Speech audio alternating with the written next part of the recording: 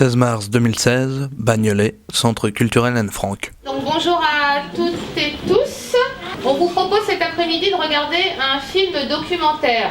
Vous savez, tous les ans, on a l'habitude d'essayer de marquer la journée internationale du droit des femmes. C'était la semaine dernière, le 8 mars. Voilà.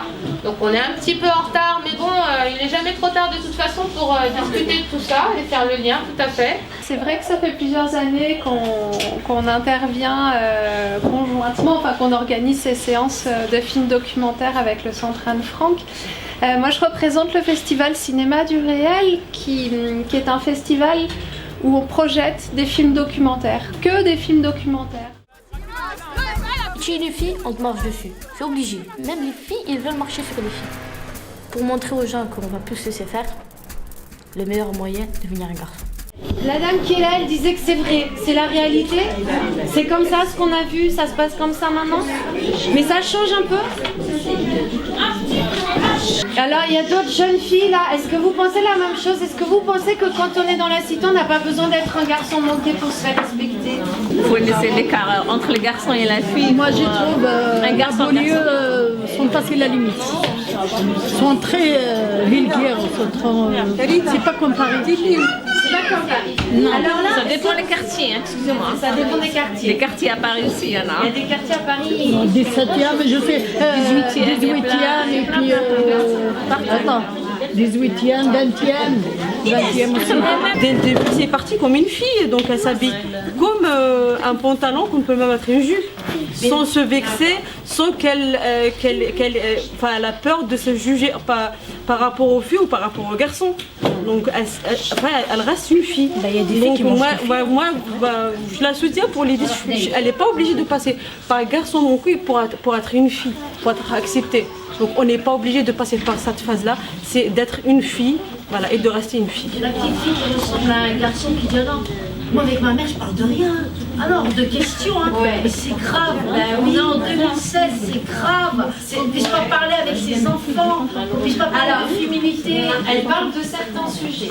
Tabou. Elle parle au niveau de la sexualité. Des rapports. Ce qui fait que l'homme est plus supérieur à la femme. C'est ça que je comprends pas. On n'y fait rien. C'est pas une question. Dans la famille, déjà il y a la maman avec ses enfants. C'est dur, Attention, le papa il arrive. Attention, donc la maman déjà elle a peur de son mari. Là, alors les hommes en fait, Moi j'ai compris dans le document, ouais. j'ai compris, ils ont fait pour faire un homme parce qu'ils ont peur des garçons. Ils ont dit qu'on ferait un homme pour qu'on va se battre avec eux, avec tout.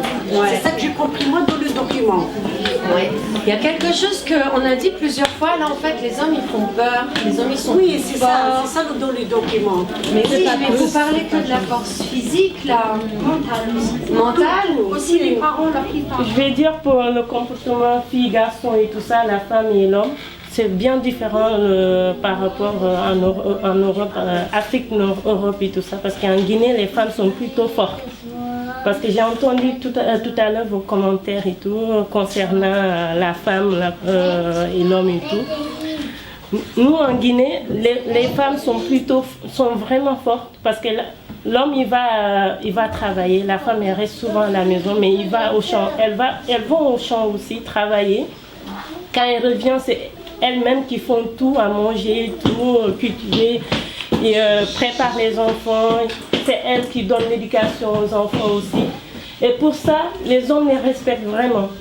Ça veut dire exister, ne pas être dépendant de quelqu'un d'autre. Ah, l'autonomie, ça pose la question de l'autonomie Voilà, elle parle bien, donc Voilà, ça va. il y a pas de dialogue. Lui, c'est normal. Il n'y a pas de dialogue, il n'y a pas de solution, il n'y a pas de résultat.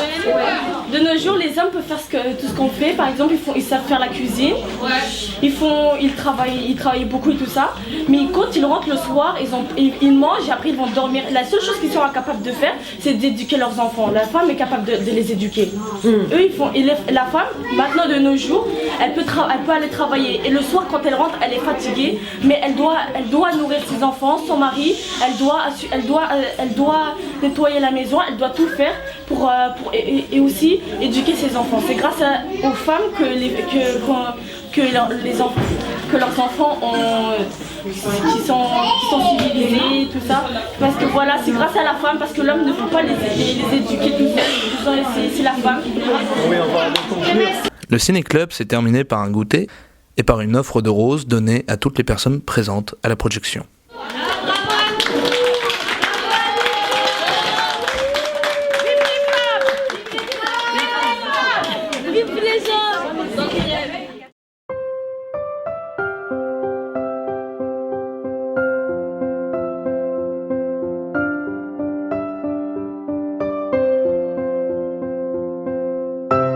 Si vous voulez voir d'autres vidéos sur la même thématique, vous pouvez désormais vous diriger vers ces vidéos proposées ci-dessous.